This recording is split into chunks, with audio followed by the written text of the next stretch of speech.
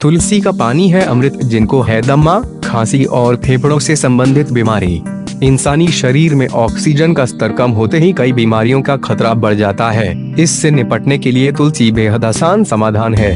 तुलसी का औषधीय गुण शरीर की कई परेशानियों को दूर करता है और शरीर में ऑक्सीजन का स्तर बरकरार रखकर एलर्जी, सर्दी, जुकाम और थकान दूर करता है। आजकल प्रदूषण सबसे बड़ी समस्या है, जिसके दुष्प्रभावों से दमा, माइग्रेन, फेफड़ों की समस्या और शरीर में ऑक्सीजन का स्तर कम होने का खतरा बढ़ जाता है। इसके लिए आपको तुलसी का नियमित सेवन करना चाहिए।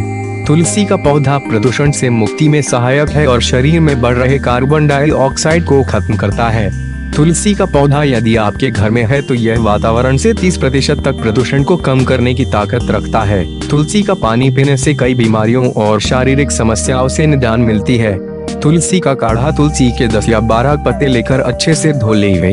किसी बर्तन में 3 कप पानी डालें, इसमें अदरक का टुकड़ा, 2 काली मिर्ची और तुलसी के पत्ते डालकर 2 कप पानी रहने तक उबालें। ठंडा होने पर इसको छानकर दिन में कई बार पीने से शरीर में ऑक्सीजन का स्तर बढ़ेगा और आपकी रोग प्रतिरोधक क्षमता में सुधार होगा।